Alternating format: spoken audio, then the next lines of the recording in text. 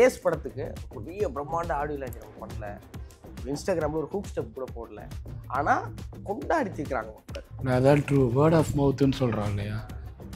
இது நம்ம படத்தை நம்ம ஒன்று ப்ரமோட் பண்ணுவோம்னு நினச்சி பண்ணுறோம். ஆனால் படம் பார்த்துட்டு அவங்க ப்ரமோட் பண்ணுறது இருக்குல்ல, அது ரொம்ப ஜென்யூன்னு நினைக்கிறேன். அதுதான் ரியல். படம் பண்ணும்போது, வேலை செய்யும்போது, கதை கேட்கும்போது இருக்கிற இதுக்கு விரும்பப்படுற ஒன்றே ஒன்று தான், இது மக்கள் எப்படி ரிசீவ் பண்ண போகிறாங்க. கடைசியில் இப்போது தேட்டரில் அது பார்க்கும்போது இதுதான் அச்சீவ் பண்ண வேண்டிய கோலு, ரிசல்ட்டு எல்லாமே, சந்தோஷம் எல்லாமே. கரண்ட் மாதிரி ஒன்று வரும், பார்த்துருக்கீங்களா? அது பேர் போல்ட். I can't understanding. காமெடின்னு ஈஸியாக கடந்து போயிட முடியாது. அது ரொம்ப சீரியஸ் பிஸ்னஸ். அது சார்லி சாப்ளின் சொன்னது அதுவும். இவரோட ஐடியா நிறையா இருக்கும், இவரோட ஐடியா நிறையா இருக்கும். இவர் ஸ்கோர் பண்ணுற இடத்துல இவரோட ஐடியா இருக்குது, இவர் ஸ்கோர் பண்ணுற இடத்துல இவரோட ஐடியா இருக்குது. எனக்கு அந்த கொலாபரேஷன் ரொம்ப பிடிச்சிருந்துச்சு. அதை ரிசீவ் ஆகுறப்போ நம்ம என்ன நினைக்கிறோங்கிறது கரெக்டாக ரிசீவ் ஆகிடுச்சு. உங்களை வச்சு செதுக்கி இருந்தாப்புல அது எங்களுக்கு பயங்கர காமெடியாக இருக்குது. உங்களுக்கு அந்த அனுபவம் எப்படி? உங்களுக்கு காமெடியாக இருக்குது தான் நாங்கள் அப்படி பண்ணோம். திடீர்னு நடிச்சிட்டு இருந்தோம், நீ அந்த சீனை எங்கே உடைக்கிறது தெரியல, சேஸ் பண்ணி பிடிக்கிறது. ஐயோ சொந்தக்காரங்க ஓடும்போது இங்கே எங்கடா வேப்ப இருக்கு, மல்லுவலி வரானுங்க பாரு. போல்டு நீ அடிக்கல அவங்க அப்பா கிட்ட குடிச்ச பால் எல்லாம் வாயிலேருந்து வரனாடா அடி. அது அப்பா இல்லடா அம்மா அப்படின்னு.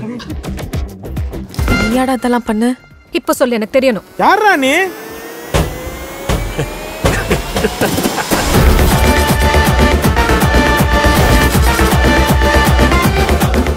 வணக்கம்ண்ணே.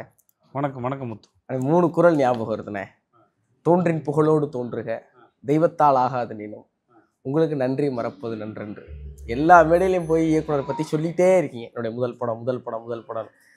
அது என்னென்ன காரணம் இருக்கு?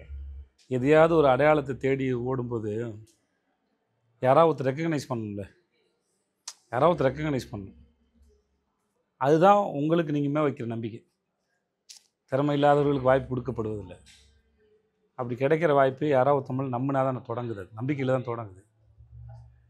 அதுக்கப்புறம் எப்படி அதுவோ எனக்கு அதுக்கப்புறம் சீரியல் வாய்ப்பு கிடைச்சதா இருக்கும். சிஜே பாஸ்கர் சார் இருக்கட்டும், ஹீரோவுக்கான வாய்ப்பு கொடுத்த சீனு ராமசாமி சாராக இருக்கட்டும், ஷார்ட் ஃபிலிமில் எனக்கு சான்ஸ் கொடுத்த மணிகண்டன், கார்த் சுப்பராஜ் இருக்கட்டும், இவர்கள்லாம் நீ இதெல்லாம் இந்த வாய்ப்புகள் என்ன சொல்லுதுன்னா, நீ உன்னை நம்புப்பான்னு சொல்லுது. அதனால் அன்னைக்கு அந்த வேரில் ஊட்டப்பட்ட நீர் இருக்குல்ல, அது ரொம்ப முக்கியமானது. அதனால் அங்கேயும் சித்தனை ஒருவேளை எனக்கு இவருக்கும் ஒரு மனஸ்தாபங்கள் என்ன எது வேணால் வரலாம், காலம் எங்கே வேணால் ஒருத்தி எடுத்துகிட்டு போகலாம், அது பிரச்சனை இல்லை. ஆனால் என்றைக்குமே அதுக்கு உண்டான மரியாதைங்கிறது எப்பவுமே இருக்கும். அதுலேருந்து தொடங்குறது நல்லா இருக்குது, அவ்வளோதான். அது அப்புறம் அவர்கிட்ட போய் சொல்ல முடியாதுல்ல, நீங்கள் செஞ்சீங்க அவர்கிட்ட சொல்லிட்டே இருக்கிறதா, நல்லா இருக்காதுல்ல. அதனால் வாய்ப்பு கிடைக்கும்போது அதை எக்ஸ்ப்ரெஸ் பண்ணுறது. அப்புறம் நம்ம போல் நாளைக்கு எந்த வீட்டு பிள்ளை வேணால் வரலாம், இந்த மாதிரி இருக்கிறதோ கேட்குறதோ நமக்குண்டான உறவை தாண்டி யாரோ ஒருத்தருக்கு ஒரு நம்பிக்கையும் அது உருவாக்கும்னு நான் நம்புகிறேன். எனக்கு முன்னாடி இருந்தவங்க அவங்க கதைகளை கேட்கும்போது சொல்லும்போது அது எப்படி எனக்கும் ஒரு நாள் அந்த கதவு திறக்கும் நான் நம்பி நான் என் பயணத்தை தொடங்கி இருப்பணும். அது மாதிரி ஏதோ ஒரு வீட்டு பிள்ளை வரும்போதும் ஓகே இந்த மாதிரி எனக்கு கதைகள் இருக்குங்க, நிஜமாக இருக்குது அப்படின்னு இருக்குது. பெரிய நம்பிக்கை உண்மையிலே கொடுத்துச்சுண்ணே. டைரக்டர் எனக்கு பெரிய ஆச்சரியமான கேள்வி, எப்படி யோகி பாபுவோட கால் ஷீட் அவ்வளோ நாள் வாங்கினீங்க? இல்லை நான் நடிகை தான்டா வாங்கினேன், கால் ஷீட் தான் கொடுக்க முடியும். கம்பவுண்டர் வேலையை பார்க்குறேன். படம் முழுவதும் அண்ணனை பிடிச்சி உட்கார வச்சுருந்தீங்க, முதல்ல ஒரு பெரிய நன்றி. இல்லை அவர் கொடுத்துட்டாரு. மலேசியாவுக்கு போயிட்டோம்ல 23 நாள் தலைவா, ஃபர்ஸ்ட் ஷெடியூலில் 23-24 நாள் போயிட்டோம். 23-24 நாள். அடுத்து ஒரு 30 நாளில் ஒரு 20 நாள் இருந்தார். அப்புறம் இங்கே ஒரு கொடுத்துட்டு இங்கே ஒரு 20 நாள் கிட்ட, ஒரு 15-20 நாள் கிட்ட. சேதனை உங்களை பற்றி சொன்ன அந்த புகழாரம் இருக்குல்லண்ணே, அதை பார்த்து நிறைய பேர் ஜெனோசிலாக குடிச்சிட்டே இருக்காங்கண்ணே. அப்படின்னா வயிற்றுச்ச தாங்க முடியாம அடா உடுப்பா, அதெல்லாம் நம்ம பார்த்துன்னு இருந்தேன். பாசிங்கில் இந்த ஆட்டோவில் போகும்போது அப்படியே பேராக பார்த்துன்னு போகல, அதே பார்த்துன்னு போயிடணும்ப்பா. நம்ம எனக்கு அவரை பற்றி தெரியும், அவருக்கு என்னை பற்றி தெரியும். அதனால கண்டிப்பாக அது மிகைப்படுத்துறதும் இல்லை. அது எனக்கு யோகி பாபுட்ட பிடிச்சது நான் 3 படம் மட்டும் மாத்திர தாசி அப்படியே ஆண்டவன் கட்டளை, கடைசி விவசாயி, ஜுங்கா, அப்புறம் தலைவன் தலைவி எஸ். இப்போ நான் வேறு ரஜினி சார் படம் பார்க்குறேன், இல்லை சிவாவோட படம், இல்லை வேறு விஜய் சாரோட. யோகிபாபு பொறுத்த வரைக்கும் எல்லா படமே அவருக்கு தனக்கான வேலையை வந்து ரொம்ப சின்சியராக பண்ண முடியாது. எப்படி அதை சொல்கிறேன்னா, ஒரு சீன் வந்தோடனே அதுக்கு என்னெல்லாம் பண்ணால் அந்த சீனை வந்து இன்னும் எலிவேட் ஆகுங்கிறத டப்பிங் முதற்கொண்டு அதை டெவலப் பண்ணுறதா இருக்கட்டும், இல்லை நாங்கள் செட்டுக்கு ஷூட்டுக்கு நடுவில் பேசும்போதும் சரி, ஏதாவது ஒன்று அது வந்து அது ப்ராக்ரெசிவாக இருக்கும். எதையா ஒன்று ஐடியா சொல்லி எதாவது ஒன்று பண்ணி சிரிச்சுட்டே இருப்பாப்புல. அப்புறம் தான் கூட இருக்க ஆளுங்க பசங்க, என் கூட இருக்க பசங்க எல்லாரையும் சரி ஏதோ ஒரு ஃபார்மில் அந்த என்ன சொல்கிறது, தன்னோட ப்ரொஃபஷனுக்கான அதை ப்ராக்டிஸ் பண்ணிட்டு இருக்க மாதிரி தான் எனக்கு ஃபீல் ஆகும். ஆமாம், அது சும்மா ஜாலியாக இருக்க மாதிரி ஜாலியாக அந்த மாதிரி இருக்கிறது தான் இங்கே ஸ்க்ரீனில். அப்புறம் எதேச்சியாக போகிற டைலாக்லாம் இருக்குல்ல, எனக்குலாம் ஞாபகத்தில் இருக்காது. நான் நிறைய அந்த மாதிரி பஞ்சு மாதிரி தான் பேசுவேன் ஃப்ரெண்ட்ஸோட. இந்த ஆளுக்கு எல்லாமே ஞாபகத்தில் இருக்காது, ரொம்ப ஆச்சரியம். நிச்சயமான நான் அண்ணனை பார்க்கும்போது எஃபர்ட்லெஸ்ஸாக ஏதோ ஒன்று பண்ணுற மாதிரி இருக்குது. இல்லை ஆனால் எப்பயுமே எஃபர்ட்லெஸ்ஸாக ஒன்று தெரிஞ்சதுன்னா அவங்க கடின உழைப்பாளின்னு அர்த்தம். அது அந்த மாதிரி இல்லை, அந்த மாதிரி கொடுக்குறது. இப்போ என்னையும் சொல்லுவாங்கல்ல, நான் அதுக்கு அது அந்த வேலையை செய்கிறதுக்கு அது ரொம்ப கஷ்டப்படணும். உங்களுக்கு அது இயல்பாக தெரியறதுக்குன்னு சொல்ல வரேன். சேதனை எல்லாரையும் ரசிக்கிற மனுஷன், எல்லாரையும் பயங்கரமாக ரசிப்பார். நீங்கள் சேதனை எப்படி ரசி? என்னப்பா என்ன சொல்கிறது, நாங்கள் வந்து இதுலேருந்து ஆண்டவன் கட்டிலேருந்து அவர் கூட ட்ராவல் பண்ணேன். ஒரு நல்ல மனிதராக தான் நான் பார்ப்போம். அவர்கிட்ட நடிகர்ன்றது செகண்டரி, நல்ல மனிதர், நல்ல உள்ளம், அதுதான் நாங்கள் வந்து இன்னும் அவரோட ட்ராவல் பண்ணிகிட்ருக்கோம். ஒரே வார்த்தை சார், நீங்கள் நல்லா இருப்பீங்க சார். ஐயோ நன்றி சார், ரொம்ப நன்றி சார். வேறு வார்த்தைகள் இல்லை. அண்ணன் வந்து அண்ணனுக்கு ஒரு வருத்தம் இருக்குங்க மேலே, அதை சொல்லிக்கிட்டே இருக்கீங்களா, டைரக்டே பண்ண மாட்டீங்களா? ஏய் கேளுங்க, சொல்லுவேன் நான் அப்பப்போ. இப்போ கூட சொன்னேன், எங்க ஒரு கதையை சொல்லுங்க, வேணா என் நம்ம எத்த படத்தை முதல்ல முடிக்கலாம் அப்படின்னாரு. என் ப்ரொடக்ஷன் கூட பண்ணுங்கண்ணே. அது நினைக்க நான் பண்ணு வரானே, பண்ணுவோம். ஒரு நல்ல அவருக்கு ஒரு நம்பிக்கை வரணும்ல. ஒரு அது எல்லாம் இப்போ எனக்கும் ஆசை இருக்குது. ஆனால் என்ன ஏதோ தயக்கிறோம்ல, ஆனால் ஒரு நாள் அது நடந்துடும். அது கண்டிப்பாக டைம் கிடைக்கணும். இன்னொன்று நம்ம தொழில் வந்து நம்ம ஒரு தொழில் காமெடி தொழில் பண்ணிட்டு போகிறோம். இப்போ எல்லாம் ரசிக்கிறாங்க இல்லையா. அவர்கிட்ட நான் வந்து நிறைய கதைகள் சும்மா அப்பப்போ அவரு ஃப்ரீயாக இருக்கும்போது நானே இருக்கும்போது எதாவது உட்காரும்போது பேசுவோம். ஆனால் என்னென்னா அது நான் ஜாலியாக தான் பேசிட்டு இருந்தேன். அது ரொம்ப சீரியஸாக இருந்த அவர் தான், ஐயோ நீங்கள் என்ன ஒரு படத்தை டைரக்ட் பண்ணியா, நான் கூட ப்ரொடியூஸ் பண்ணுறேன் அப்படின்னு இருக்காரு. அது லைஃப்பில் நடக்கட்டும் சார். அது எனக்கு அது எப்பவுமே அது கட்டாயப்படுத்தது. ஆனால் அது எனக்காக ஒரு நடக்கும். என்ன கேட்டால் அவர் இப்போ இந்த படத்தில் பண்ண வேலை இருக்குல்ல, ஏஸில் பண்ண வேலையாக இருந்தால் இன்றைக்கி காமெடியன்னு சொல்லிக்கிறதுக்கு இன்றைக்கி நிறைய பேர் இல்லை. யோகிபாவோட தேவை வந்து ரொம்ப முக்கியம் இண்டஸ்ட்ரிக்கு. நான் அதையும் மனசில் வச்சு தான் சொல்லி என்றைக்காக ஒரு நடக்கட்டும். ஆனால் இன்றைக்கி இவரோட தேவை ரொம்ப முக்கியம். இப்போ நடுவில் விகடனில் வந்து கதிர்வேலன் சொல்லி சீனியர் சார் வந்து என் கதைன்னு சொல்லி சார்லி சாப்ளின் ஒரு புக் கொடுத்தாங்க. அது வாசிக்கும் போது ஃபுல்லாக எங்கேயோ யோகிபாபு எல்லாம் கனெக்ட் பண்ண முடிச்சுட்டே இருந்து எனக்கு டேரக்டர்கிட்ட ஒரு கேள்வி இருக்குது. ஆனால் ஏஸ் படத்துக்கு பெரிய பிரம்மாண்ட ஆடியோ லான்ச் நம்ம பண்ணல, இன்ஸ்டாகிராமில் ஒரு ஹூக் ஸ்டெப் கூட போடல, ஆனால் கொண்டாடிச்சிருக்கிறாங்க மக்கள் எல்லாரும். வந்து அதாவது மைக்கை பார்த்துட்டு சிரிக்க ரெடி ஆகலை, சிரிச்சுக்கிட்டே வந்து மைக்கில் படம் சூப்பராக இருக்குது அப்படின்ட்டு கடந்து போகிறாங்கல்ல. அந்த விமர்சனங்களை பார்க்கும்போதும் அந்த மக்களை பார்க்கும்போது, மனிதர்களை பார்க்கும்போது உங்களுக்கு என்ன தோணும்? அதான் ட்ரூ வேர்ட் ஆஃப் மவுத்துன்னு சொல்கிறோம் இல்லையா. இது வந்து நம்ம வந்து படத்தை வந்து நம்ம ஒன்று ப்ரமோட் பண்ணுவோம் நினச்சி பண்ணுறோம்.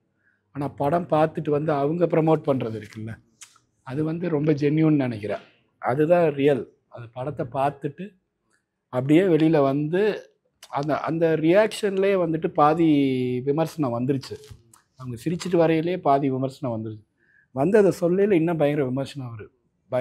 அது ரியலான விமர்சனமாக இருக்குது. அதுக்கப்புறம் நம்ம அந்த ஆடியன்ஸோட ரியாக்ஷனை பார்க்குறோம் இல்லையா, லைவாக பார்த்து அது இது வந்து நிஜமான விமர்சனம்னு நான் நினைக்கிறேன். இதுதான் கரெக்ட். இது வந்து ரொம்ப ஹாப்பியாக இருக்குது. ஆக்சுவலாக ரொம்ப ரொம்ப ஹாப்பியாக இருக்குது. இல்லை அல்டிமேட் படம் பண்ணும்போது, வேலை செய்யும்போது, கதை கேட்கும்போது இருக்கிற இதுக்கு விரும்பப்படுற ஒன்றே ஒன்று தான், இது மக்கள் எப்படி ரிசீவ் பண்ண போகிறாங்க. கடைசியில் இப்போது தேட்டரில் அது பார்க்கும்போது இதுதான் அச்சீவ் பண்ண வேண்டிய கோலு, ரிசல்ட்டு எல்லாமே, அது சந்தோஷம் எல்லாமே. இன்றைக்கி படம் பார்த்து முடிச்சு தேட்டருக்கு போகும்போது படம் பார்த்து முடிச்சுட்டு அவங்களோட கைத்தட்டலும் அந்த சிரிப்பும் தான் அதோட சந்தோஷம். ஒரே இருக்கு அந்த கைத்தட்டல் சிரிப்பு வருது இல்லை, அதுக்கு பின்னாடி இப்போ நான் படம் பார்த்துட்டு இருக்கையில் ஆடியன்ஸ் வந்து ஃப்ரெஷ்ஷாக பார்ப்பாங்க. ஏன்னா அது உங்கள் எண்ட் ப்ராடக்டை பார்க்குறாங்க. இப்போ நான் எக்ஸ்பீரியன்ஸ் சொல்கிறேன். நான் அதோட ப்ராசஸை பார்த்தேன். அது எப்படி நிகழ்ந்துச்சுன்னு பார்த்துக்கிட்டு இருந்தேன் நான். அது அந்த என்ன அது வந்து இவர் என்ன ஐடியா சொன்னார், இவர் என்ன ஐடியா சொன்னார், அந்த கொலாபரேஷன் எப்படி ஒர்க் ஆச்சு, அது அங்கேருந்து இப்போ நம்ம ஒரு சின்ன கைத்தட்டல், சின்ன ஒரு சிரிப்பொலிக்கு முன்னாடி ஒரு அரை மணி நேரம் வேலையாவது இருக்குது. அதுக்கு முன்னாடி ஒரு சின்ன பஞ்சுக்கு, சின்ன விஷயங்களுக்கு அவ்வளோ ஒர்க்கு இருக்குது அதில், அவ்வளோ ஒர்க். ஏன்னா நம்ம காமெடின்னு ஈஸியாக கடந்து போயிட முடியாது. அது வந்து ரொம்ப சீரியஸ் பிஸ்னஸ். அது சார்லி சாப்ளின் சொன்னது தான் அதுவும். It's a very serious business. So அவ்வளோ எஃபர்ட் வந்து இப்போ ஒரு கொலாபரேஷன் இருக்கு இல்லையா, இவரோட ஐடியா நிறையா இருக்கும், இவரோட ஐடியா நிறையா இருக்கும். இவர் ஸ்கோர் பண்ணுற இடத்துல இவரோட ஐடியா இருக்குது, இவர் ஸ்கோர் பண்ணுற இடத்துல இவரோட ஐடியா இருக்குது. ஸோ எனக்கு அந்த கொலாபரேஷன் வந்து ரொம்ப பிடிச்சிருந்துச்சு. அதை ரிசீவ் ஆகுறப்போ நம்ம என்ன நினைக்கிறோங்கிறது வந்து கரெக்டாக ரிசீவ் ஆச்சு. ரொம்ப நல்லா இருந்துச்சு. நான் படம் பார்க்கும்போது ஃபர்ஸ்ட் ஹாஃப்ல நான் கன்ஃபியூஸ் ஆகிட்டே இருக்கேன். ஏன்னா நான் மகாராஜா பார்க்குறேன், அதுக்கப்புறம் விடுதலை பாகம் 2 பார்க்குறேன், அதுக்கப்புறம் சேதன் இப்படி ஒரு படம் பார்க்குறேன். எனக்கு என்ன சேதன் இப்படி ஒரு படம் அப்படிங்கிற ஒரு குழப்பத்திலே உட்காந்துட்டு செகண்ட் ஹாஃபுக்கு அப்புறம் நான் அதெல்லாம் மறந்துட்டேன். நான் ரொம்ப லகிக்க ஆரம்பிச்சிட்டேன். நான் பியூராக படத்துக்குள்ள உட்காந்து என்டர்டெயின் ஆகி சிரிக்க ஆரம்பிச்சிட்டேன். நீங்கள் இந்த கதையை தேர்வு பண்ணும்போது உங்களுக்கு என்ன மாதிரியான யோசனை? எந்த கதைக்குமே எந்த யோசனை இல்லை. இப்போது உங்களுக்கு தான் இது ஆர்டர், எனக்கு ஆர்டர் இல்லை. எனக்கு எந்த படத்துக்கு பின்னாடி எந்த படம் வரும்னு எனக்கு எப்படி தெரியும்? எனக்கு அந்த மாதிரி கணக்கு இல்லை. அப்புறம் ஒரு கதையை கேட்டிருப்போம். இப்போ இந்த கதையை வந்து 2017 2017-18 வந்து இந்த கதையை பேசிட்டு இதை கொஞ்சம் ஓரம் வச்சுட்டு அதுக்கப்புறம் ஒரு 7-8 கதையை பேசி அப்புறம் ஒரு ஸ்டேஜ் திருப்பி இந்த கதையை தூசு தட்டி அப்புறம் இதில் அவர் நிறைய வேலை பார்த்து அப்புறம் இந்த கதையை பாம்பேயில் செட் பண்ணலான்னு பிளான் பண்ணி அப்புறம் ஹைதராபாத்துக்கு செட் பண்ணலான்னு பிளான் பண்ணி திரும்பி ஆரம்பித்த இடத்துக்கு மலேசியாவில் செட் பண்ணலான்னு போய் இப்படி இவ்வளோ தூரம் போயிட்டு வந்திருக்கு. ஓகே, அதனால் இது எப்போ வரும்னு எங்களுக்கு தெரியாது. அந்த கணக்கில் ஒரு கதையை கேட்கும்போது இந்த கதை ஒர்க் அவுட் ஆகுமா ஆகாதான்ற கேள்விகளுக்குள்ளே மட்டும் தான் பார்க்குறோம். நம்மளை சுவாரஸ்யப்படுத்துதா, ஒர்க் அவுட் ஆகுமா அப்படிங்கிறது. அது ஆகும் அப்படின்னா இந்த காலத்தில் இந்த சமகாலத்தில் இப்போ சில கதைலாம் கேட்போம். அந்த கதைலாம் கேட்கணுன்னா அந்த கதையை கேட்டால் ஒரு வருஷத்தில் பண்ணிடணும். காலந்தள்ளினா அந்த கதை பழசாயிடும். அந்த மாதிரி நிறைய கதைகள் வேணான்னு சொல்லியிருக்கும், காலந்தள்ளி வரக்கூடாதுன்னு சொல்லிட்டு.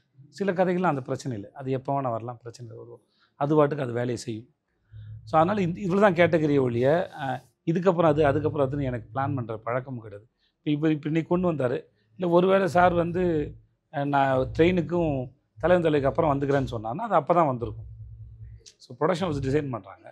மற்றபடி கதை கேட்கும்போது இந்த கதை ஒர்க் அவுட் ஆகுமா இல்லையா, அந்த எண்ணம் மட்டும்தான். மக்களுக்கு இது பிடிக்குமா இல்லையா, நமக்கு பேர் வாங்கி தருமா, அவ்வளோதான் கதை. விமர்சனம் பண்ணுறவங்க சில பேர் விஜய் சேதுபதி இந்த மாதிரியான கதைகளை தான் தேர்வு பண்ணணுங்கிற அளவுக்கு பேசுகிறாங்க, யோசிக்கிறாங்க இல்லைண்ணே. அதெல்லாம் பார்க்குறப்ப உங்களுக்கு என்ன தோணும்? இல்லை, நான் எல்லாத்தையும் எடுத்துக்கிறேன். திரும்பி எல்லாத்தையும் எடுத்துக்கிட்டாலும் இப்போது நீங்கள் ஒரு எப்படி சொல்கிறது, நீங்கள் ஒரு ஒய்டாக உங்கள் கதவை திறந்து வைக்கும்போது நீங்கள் வெரைட்டியாக ஃபேஸ் பண்ண முடியும். நீங்கள் அதை சுருக்கிட்டிங்கன்னா நீங்கள் எவ்வளோ தங்கத்தை மிஸ் பண்ணுறீங்கன்னு தெரியாது, மற்ற எவ்வளோ அற்புதமான விஷயம் மிஸ் பண்ணுறீங்க. ஏன்னா கதை சொல்ல வரும்போது நேரேட்டர்ஸ் வந்து என்னென்ன மாதிரி கதை சொல்லுவாங்க, அது எப்படி ஆச்சரியப்படுத்துவாங்க தெரியும். அவங்க புகழை விட்டு நமக்கு பிடிச்சிருந்தா பண்ணிக்க வேண்டியதான் ஒழிய எனக்கு இந்த மாதிரி கதையை கொண்டு வான்னு சொன்னால் அதில் நம்ம எதாவது மிஸ் பண்ணுறதுக்கு நிறைய வாய்ப்பு. ஸோ எனக்கு எப்பயுமே அந்த கணக்கு இல்லை. எனக்கு இப்படி தான் தோணுச்சு. ஏஸோட ஃபர்ஸ்ட் ஹாஃபில் உட்காரும்போது ஏன் விஜய் சேதுபதினு தோணுச்சு, முடியும் போது இதுதான் விஜய் சேதுபதினு தோணுச்சு. இவ்வளோ தான் ஏஸ் படம் பார்க்குறப்ப எனக்கு ஒரு நிறைவான். ஆனால் எனக்கு வந்து நான் படத்தில் ரொம்ப ரசிச்சது என்னன்னா, சேதனை ஆன் ஸ்க்ரீனில் இவ்வளவு யாரையும் கலாச்சார நான் ரீசெண்ட் டயத்தில் பார்க்கவே இல்லை. உங்களை வச்சு செதுக்கி இருந்தாப்புல அது வந்து எங்களுக்கு பயங்கர காமெடியாக இருக்கும். உங்களுக்கு அந்த அனுபவம் எப்படி இருந்துச்சு? உங்களுக்கு காமெடியாக இருக்குது தான் நாங்கள் அப்படி பண்ணோம். இப்போ நீ சொன்னல அதுதான் பதில்.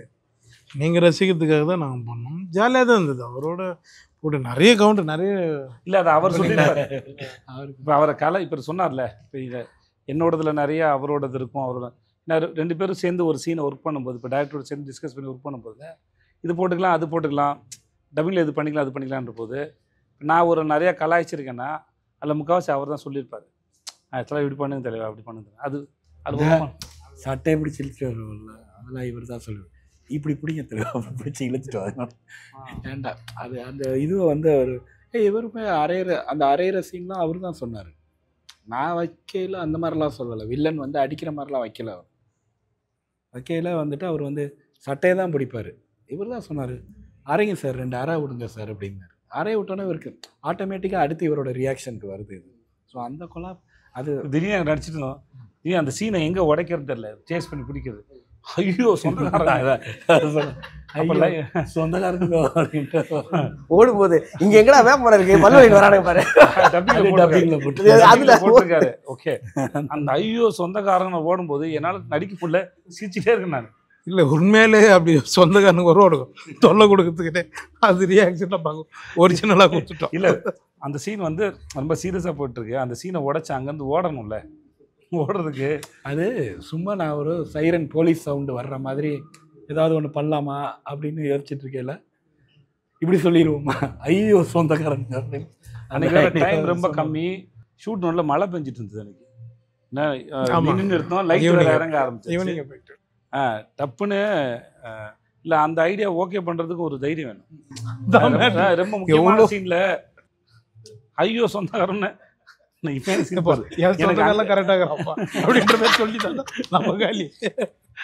அதனால இந்த மாதிரி நிறைய இடத்துல நம்ம ஒரு சீன் ஒன்று பண்ணோம், ஞாபகம் இருக்கா சார்? அந்த இதில் லாக் பண்ணி முட்டி போட்டு வெளிலாம் கென்னு வைப்பாரு. ஆமாம், அது டைலாக் ஒன்று டைலாக் அதை கட் பண்ணிட்டு ஒரு சார் நாங்கள் பண்ணோம். போல்டு நீ அடிக்கல அவங்க அப்பா கிட்ட குடிச்ச பால் எல்லாம் வாயிலேருந்து வரனாடா அடிக்கல, அது அப்பா இல்லடா அம்மா அப்படின்னு இந்த வெள்ளம் பேசுவார் சொல்லுவார். அது கட் பண்ணிட்டான் அது ட்ரீம் சீன் வரும்போது அதே மாதிரினே நான் கேட்குறேன். படம் முழுவதும் ஒரு நல்ல நண்பனாக உங்களுக்கு எங்கெல்லாம் உங்களை மாட்டி விடக்கூடாதோ அங்கெல்லாம் உங்களை நல்லா மாட்டி விட்டு வில்லன்ட்ட எல்லாத்தையும் மாட்டி ஹீரோட எல்லாத்தையும் மாட்டி விட்டே வருவார். ரியல் லைஃப்பில் இந்த மாதிரி நண்பர்களை சந்திச்சிருக்கீங்களா? அவங்களை எப்படி ஹேண்டில் பண்ணுவீங்க? இல்லை, முதல்ல இப்போ இதில் சொன்னால் இது வந்து மாட்டி விடல, அது ஒரு இன்னசென்ஸு. ரியல் லைஃப்பில் அப்படி நண்பர்கள்லாம் அப்படி ஒன்றும் செய்ய மாட்டாங்க. அப்படி செஞ்சால் அவங்க பேர் துரோகி. அதனால் வந்து கணக்கில் வராது. கணக்கில் வராது. என் ஃப்ரெண்ட்ஸ் யாரும் அப்படிலாம் செய்ய மாட்டாங்க. மூவி அப்படிலாம் பண்ண மாட்டாங்க. இவர் இன்டென்ஷனலாலாம் மாட்டி விடல. இல்லை, அதான் இன்னசென்ஸ். அதான் யதார்த்தமாக தானே நடக்குது. இன்னசென்ஸ் அவருக்கு அவ்வளோதான் தெரியும் அப்படிங்கிற மாதிரி. வலது காலத்தை வச்சு வாங்கின கிளைமேக்ஸில் அவன் வெள்ளம் கொல்ல போகிறான், வலது காலத்தை வச்சு கொல்ல வாங்கினான்றான். அதில் தெரியவானா அவன் எப்பேற்பட்டிருக்காரு. இல்லை, அதையே அது படம்ல ப்ளே பண்ணிட்டு அதை வச்சு தான் கிளைமேக்ஸே எழுதியிருப்பான். கிளைமேக்ஸு வந்து அவர் கடைசி வரைக்கும் நம்புவாப்பில்ல, அவன் என் அத்தை பையன்டா ராஜ். ஸோ அதனால் அது அந்த ஃபுல்லாக ஃபாலோ பண்ணால் அந்த அது ஒரு கேரக்டர் இன்னசென்ஸ், அதுக்கு எதுவும் தெரியாது. இப்போ அப்படி பார்த்தா திவ்யாவை பிஸ்னஸ்மேன் சொல்லி ஏமாற்றும் போது உங்களுக்கு ஆடா இல்லைல்ல, ஏன்னா அது அவர் அப்படி கேரி பண்ணல. அதே இதை பிருத்திவிராஜ் பண்ணியிருந்தாருன்னு வச்சுக்கோங்களேன், உங்களுக்கு வந்து அது ஹார்டாக இருக்கும். ஏன்னா அது அப்ரோச் பண்ணுற ஃபார்ம் தானே, இவர் அப்ரோச் பண்ணுறது அது ரொம்ப இன்னசென்ஸ். அது நிஜமாவே அதுவாக இருந்ததால் அது அப்படியாவே எங்களுக்கும் பிடிச்சிருந்துச்சுன்னு நினைக்கிறேன், அந்த இன்னசென்ஸ். நீங்கள் ஆடியோ லான்ச்சில் அண்ணனை பற்றி சொல்லும்போது அவர் வந்து நான் கேள்விப்பட்டேன், எனக்கு தெரியும் நல்ல மனுஷன் அப்படின்னு நீங்கள் அங்கே ஒரு கூட நின்று கையை பிடிச்சி சொல்ல வேண்டிய நான் எந்த சப்போர்ட்டும் பண்ணல. நிஜம் ஃபேக்ட். இப்போ நான் இப்போ சொல்கிறேன், இப்போ 2017 ஆரம்பிச்சது, கிட்டத்தட்ட 8 வருஷமாக ஆச்சு. அப்போ இந்த ஆள் எனக்கு ஒரு 8 வருஷமாக தெரியும். எனக்கு 8 வருஷமாக தெரிஞ்ச ஒரு மனுஷனை பற்றி தான் நான் பேசினேன் ஒழிய, இப்போ என் கூட வேலை பார்த்துருக்கோம்ல, இப்போ என் கூட வேலை பார்த்து எனக்கு யோகி பாபுக்கும் ஏதோ மிஸ் அண்டர்ஸ்டாண்டிங் வந்திருக்குன்னா நான் அவரை பற்றி இந்த சப்போர்ட் கொடுக்க தேவையில்லை. நல்ல அனுபவம், நல்லா பண்ணியிருக்காரு அப்படின்னு சொல்லிட்டு போயிடலாம ஒழிய நான் நெகட்டிவாக பேச தேவையில்லை. அதை தாண்டி இல்லை அவர் மேலே வைக்கப்படுற விமர்சனத்துக்கு உண்டான ஆள் அவர் இல்லை, அவரோட வேலை பார்த்துருக்கேன் அப்படின்னு சொல்ல வேண்டிய அவசியம் வந்து இப்போ எக்ஸ்பீரியன்ஸ், நான் அனுபவப்பட்டதை சொல்கிறேன் அப்படின்ட்டு. ஏன்னா அந்த ஒரு முகமாக இருந்தால் ஏதாவது ஒரு இடத்துல எங்களுக்கு தெரியணும்ல. இப்போ நீங்கள் வந்தோடனே ஆரம்பிச்சோன்னு கேட்டில்ல, இப்போ எப்படி இத்தனை நாள் கால் ஷீட் கொடுத்தாருன்னு அப்படின்னு அவருக்கு ஒன்றும் தேவையில்லையே. எனக்கு ரொம்ப டிமாண்டில் இருக்கிற ஒரு ஆள் தானே, அப்படி ஒன்றும் தேவையில்லை. ஸோ அந்த எனக்கு இவருக்குமே ரொம்ப வருஷம் அறிமுகம் வரும். ஆமாம், எனக்கு அவரோட ஃபஸ்ட்டு இதுலேருந்து இருக்கேன். ஏன்னா இவர் 4 போலீஸ் நல்லா இருந்தார். 4 போலீஸ் நல்லா இருந்தார். 2014 அப்போ தலைவன் தலைவியில் மறுபடியும் யோகி இல்லை ஒரே ஒரு சாரி சார், அந்த கேள்வியை உனக்கு கேட்கணும்னு தோணுச்சு. எந்த கேள்வி? 50 நாள் எப்படி டேட் வாங்கினீங்க? உங்கள் டேட் கிடைக்க மாட்டேது அப்படி சொல்லு. பிஸியாக இருக்கிறதுனால கிடைக்க மாட்டேங்குதான், வேறு எதுவும் இல்லை. வேறு எது?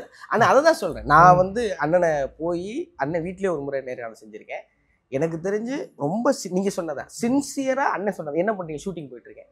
தினந்தோறும் ஸ்பாட்டுக்கு போய் தினந்தோறும் உழைச்சி தினந்தோறும் நேசித்து தினந்தோறும் சினிமாவோட வாழ்கிற ஒரு ஆள்னு அண்ணன் ஒன்றுங்கிறத நான் கூட இருந்து பார்த்தது சின்ன அனுபவத்திலே அறிவிலே சொல்கிறேன். அதனால தான் டேட் எப்படி கேட்டிங்கன்னே சொல்லேன் தவிர அவருக்கு கேட்டது வந்து ஒன்றும் இல்லை, டேட் நீங்கள் கொடுக்கலன்னு சொல்லலை, டேட் உங்களால கொடுக்க முடியாதேங்கிறத வந்துட்டு எப்படி வாங்கினீங்கன்னு கேட்குறேன். டேட் நான் பேசுறதுக்கே இவ்வளோ இன்னசென்ட்டாக இருக்குது.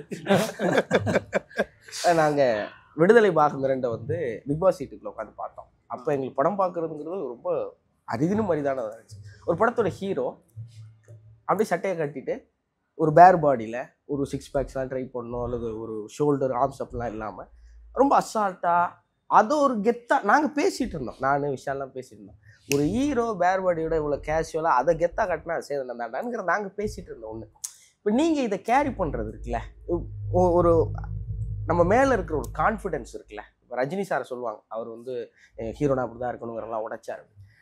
டேலண்ட் இருந்தால் போதும், அவன் தான் ஹீரோ அப்படிங்கிற ஒரு கான்ஃபிடென்ட் உங்களுக்குள்ள உச்சத்தில் இருக்கிறத நிறைய இடங்களை நாங்கள் தொடர்ந்து பார்த்துட்டே இருந்தோம். அதுக்கு என்ன காரணம்?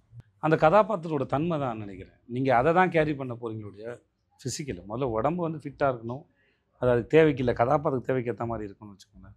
ஒருவேளை உங்களுக்கு அது அந்த கதாபாத்திரத்தில் ஒத்து வரலன்னு வச்சுக்கோங்களேன், உங்களுக்கு 1000 கேள்வி வரும். அப்புறம் அது வடிவமைக்கப்பட்டது கூட ஒத்து வரலன்னா உங்களுக்கு 1000 கேள்வி வரும்.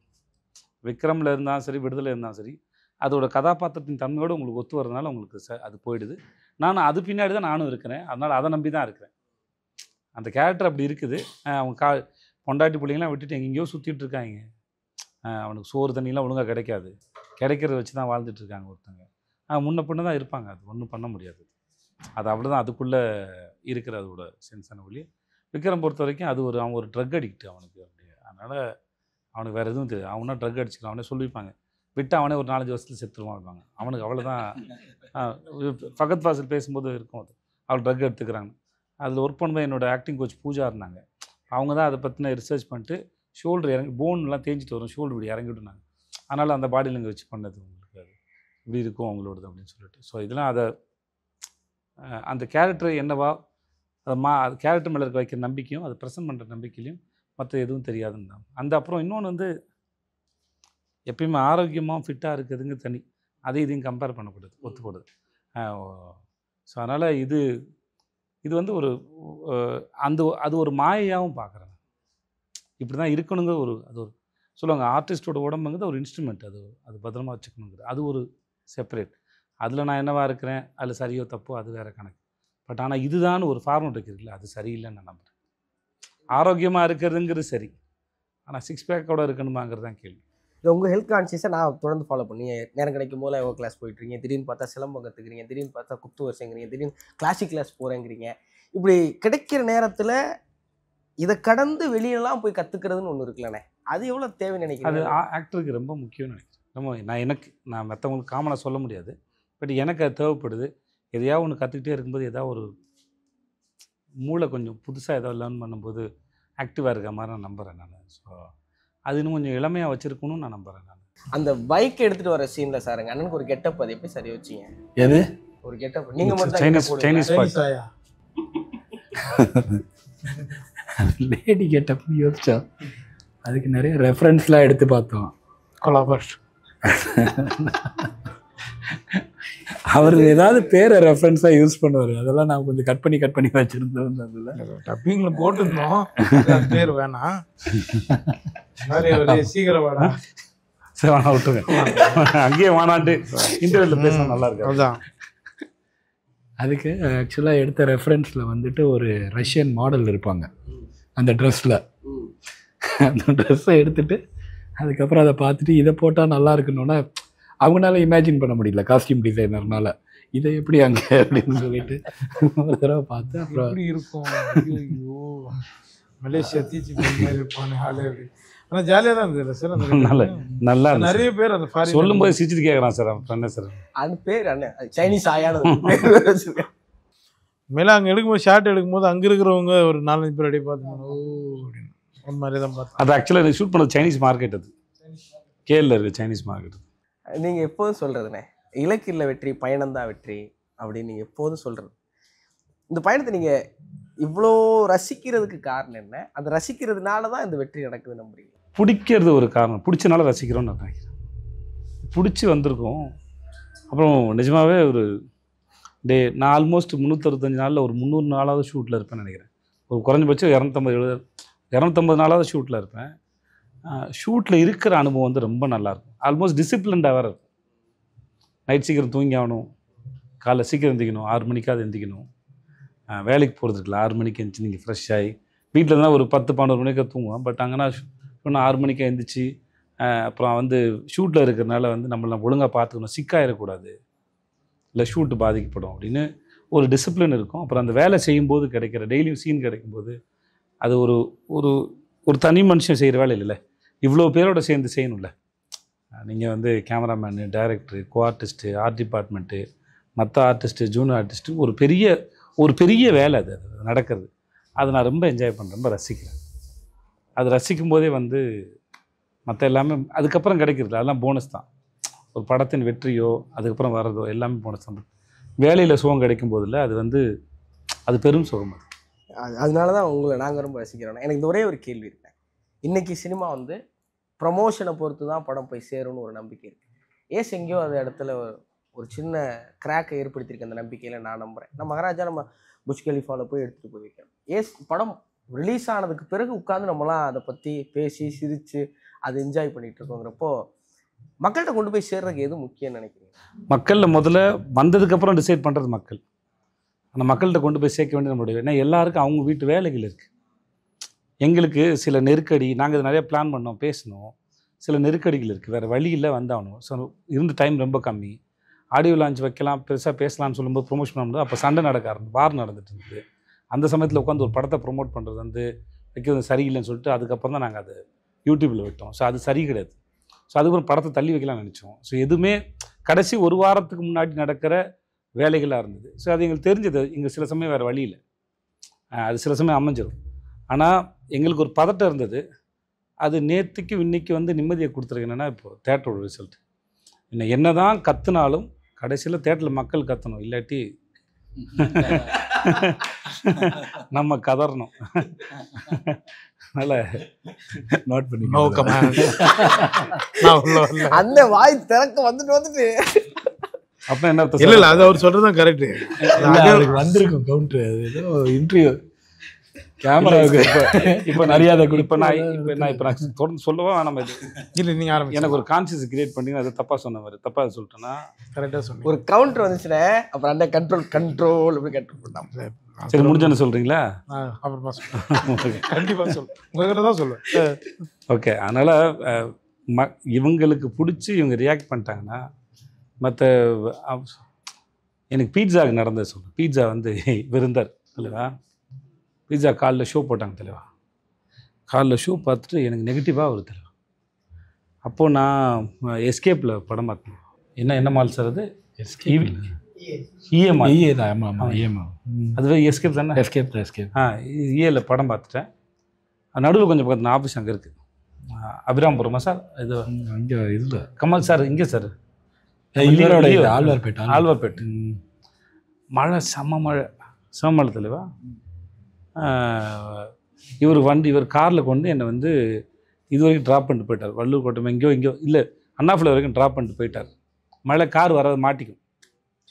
எனக்கு காலில் பார்த்தவங்களாம் நிறைய பேர் நெகட்டிவாக சொல்லிட்டாங்க. படம் தேட்டரில் உட்கார முடியல அப்படிலாம் சொல்ல ஆரம்பிச்சிட்டாங்க. எனக்கு பயம் வந்துடுச்சு. என்னடா அப்படி ஆயிடுச்சு அப்படி ஒன்று இருக்கும்ல. இது மேலே ஒரு ஹோப் இருந்தது. ஒரு சில பீஸான ஒரு படமா, நடுவில் கொஞ்சம் போதான ஒரு படமா இப்படிலாம் கேட்டாங்க. ஏன்னா 2 டைட்டிலும் ஒன்று இருந்தது.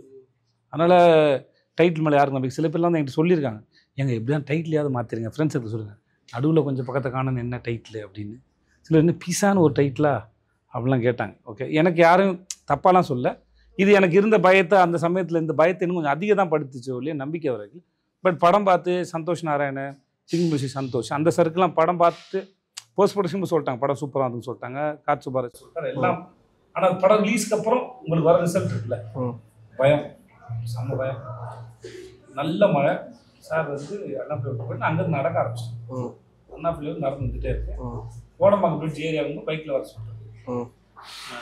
வந்து என் ஃப்ரெண்டு ஒருத்தர் வந்து பைக்கில் வந்து அண்ணா மேம்பாலத்திலேருந்து கோடம்பாக்கம் பிரிட்ஜ் நடந்து அண்ணா மேம்பாலம். ஆமாம், அண்ணாப்பிள்ளை தான். இல்லை சார், அண்ணாப்பிள்ளை அங்கே தான் நிறைய தண்ணி மாட்டி. ஆமாம் இல்லை சார், இங்கே அண்ணாப்பிள்ளை இருக்கேன். அதனால் நான் பார்க்கல தான் வந்தேன். ஸோ வந்துட்டேன். இங்கே வந்ததுக்கப்புறம் ஃப்ரெண்டு வந்து பல்சர் வந்து கூப்பிட்டு வந்தார். உடனே நேராக அப்போ காலையில் இங்கிலீஷ் மார்னிங் ஷோ 3 ஷோவும் மேட்னி ஷோவும் இங்கிலீஷ் போகுது ஏவிஎம்ல. அப்புறம் ஈவினிங் ஷோவும் நைட் ஷோவும் தான் பீட்சா. வெளியே பேனர் கூட இல்லை. இப்போ நான் வந்துட்டு அன்றைக்கி ப்ரெஸ் மீட்டர் போக முடியலன்னு நினைக்கிறேன். ஏன்னா இங்கே டிலே ஆனதால போக முடியல, மழையில் மாட்டிருக்கேன். நேராக தேட்டருக்கு தான் போகிறேன். 5 தேட்டருக்கு போய் என்னென்ன ரிசல்ட்டு அப்படின்னு கேட்டேன். தம்பி வெளியே பேனர் கூட வைக்கல, வெளியே வேறு நல்ல மழை, நான் ஷோ ஃபுல்லு. இப்போ எனக்கு வந்து இந்த டிக்கெட் கவுண்டில் இருந்த ஒரு அண்ணன் அந்த சொன்ன வார்த்தை இல்லை, அன்றைக்கு தேதிக்கு ஒரு 1.25 கோடி எடுத்தப்பட்ட படம் மவுத் பப்ளிசிட்டியில் வந்து அந்த இடத்துக்கு வந்து சேர்ந்ததில்லை. ஸோ என்றைக்குனாலும் எப்பயும் வந்து அந்த ஆச்சரியம் நிகழ்ந்துடும். மக்களுக்கு ஒன்று பிடிச்சிச்சின்னா அது போய் சேர்ந்துருங்கிறதுல எப்பயுமே இருக்கிற நம்பிக்கை தான். ஆனால் மறுபடியும் தலைவன் தலைவியில் உங்கள் காம்போ கண்டிப்பாக ஏசுக்கு அப்புறம் பயங்கர எதிர்பார்ப்பாக இருக்கும். எப்படி இருக்கும்? சும்மா அதுவும் பயங்கரமாக தான் இருக்கும். நினச்சேன் இவ்வளோதான் வரும். பயங்கரமாக இருக்கும். அது ஆடியன்ஸ் இது இன்னும் 10 மடங்கு அதை என்ஜாய் பண்ணுவாங்க. இதை விட நல்லாயிருக்கும். ஒரு ஏரியாவுக்குள்ளே அது ஒரு கிரவுண்டில் நிறைய இன்ட்ரெஸ்டிங் கேரக்டர், செம்ம கேரக்டர். அந்த படமே ஒரு தெரியல, அது ஒரு கைண்ட் ஆஃப் ஃபில்ம் அது. ஆனால் ரொம்ப நல்லாயிருக்கு. எப்படி சொல்கிறதுன்னு தெரில, ஆனால் படம் நல்லாயிருக்கும். சூப்பராக இருக்கும் சார். எந்த ரூட்டில் சொல்கிறேன். இப்போ இந்த டீசர் வந்துச்சுல்ல, அதான் மூடு வேறு ஒன்று. ரொம்ப நல்லா இருந்தது. ரொம்ப ரொம்ப நன்றி இயக்குனருக்கு. ஏன்னா ரொம்ப ஜாலியாக டக்குன்னு ஒரு படத்தை எடுத்து ரொம்ப டக்குன்னு பார்த்துட்டு ஜாலியாக போயிட்டு இன்னும் பயங்கர ஜாலியாகிட்டு வெளில வர மாதிரி இருந்துச்சு. அது ரொம்ப மகிழ்ச்சியாக எங்களை நீங்கள் வச்சுருந்தீங்க. ஒரு முழு படத்துலையும் சேதனை யோகியனையும் முழு படமும் பார்த்தது என்னமோ எங்களுக்கு ரொம்ப பிடிச்சிருக்கு. ஏன் ஆடியன்ஸ் சந்தோஷமாக வர்றாங்கன்னா ஒருவேளை இதுதான் காரணமா அப்படின்னு நான் நினைக்கிறேன். ரொம்ப ரொம்ப நன்றி. உங்களுக்கு ரொம்ப நன்றிண்ணே. ஏன்னா சேதனை அப்படின்னா எந்த ஒரு கட்டத்துக்குள்ளேயும் உங்களை அடக்க முடியாமல் ஒரு நடிகர்னா இப்படி தான் இருக்கணும் அப்படின்னு நீங்கள் சீதக்காதியாக சூப்பர் டீலக்ஸாக அவனா எடுத்துக்கிட்டோம். ஏசையும் நான் அந்த பட்டியலில் எடுத்து வைக்கிறேன். அப்படி ஏதாவது ஒன்று பண்ணி எங்களை மகிழ்ச்சிப்படுத்தி நீங்கள் ரசித்து எங்களை ரசிக்க வைக்கிறதுக்கு ரொம்ப நன்றி. ரீபாவுண்ணே, உங்களுடைய உழைப்பும் உங்களுடைய சினிமா மீது கொண்ட தீவிரமான காதலும் சினிமா மீது நீங்கள் வச்சுருக்கிற பிரியமும் நாங்கள் பார்த்து எப்போதும் வியக்கிறோம். அண்ணன் சொன்னதை இன்னைக்கு சினிமாவுக்கு நீங்கள் ரொம்ப ரொம்ப தேவை. அதுக்கு நீங்கள் தொடர்ந்து எங்களை மகிழ்விக்கிறதுக்கு நன்றி. ஆனால் நான் ரொம்ப மிஸ் பண்ணுற ஒன்று கேட்டால் தப்பாக இருக்குமான்னு தெரியல, எனக்கு கேட்கணும் போல் ஆசையாக இருக்குது. தப்பாக இருந்தால் கட் பண்ணிடுவோம், சொல்லுங்கள். எனக்கு வந்து நீங்கள் யோகி எனக்கு ஒரு முத்தம் கொடுக்கணும், அதை பார்க்கணுன்னு ஆசை. நாங்கள் தனியாக கொடுத்துக்கோம் நினச்சேன். உங்களை சொல்லிடுவேன் உங்கள்கிட்ட. நீங்கள் ஒரு ஸ்பீச் ஒன்று கொடுத்தீங்களா லென்த்தாக, அந்த தமிழ் இல்லை முன்னாடி தமிழை பற்றி ஒரு அவளும் நானும் தமிழ் பேச்சு மூச்சில் கொடுத்தீங்க இல்லையா, அது வந்து அழகான ஸ்டோரி டெல்லிங், சூப்பராக இருக்கும் அந்த ஸ்டோரி டெல்லிங். அது வந்து என்னோட பையனுக்கு வந்து என் ஒய்ஃப் வந்து மோட்டிவேஷனாக காட்டுவாங்க எப்படி பேசுகிறாங்க அப்படின்னு சொல்லி. சரி, அது உங்களை பார்த்த உடனே அப்போலேருந்து சொல்லணும்னு நினச்சிட்டு இருந்தேன். சொல்லிடுறேன் நான் நடிச்சிருவான். சீக்கிரம் ஆல் த பெஸ்ட். இந்த ஏரியா விட்டுட்டு சீக்கிரமாக அந்த ஏரியாவுக்கு வாங்க நடிக்கிறான். என்ன சார் ஹீரோவா? வாழ்த்துக்கள். தேங்க்யூ.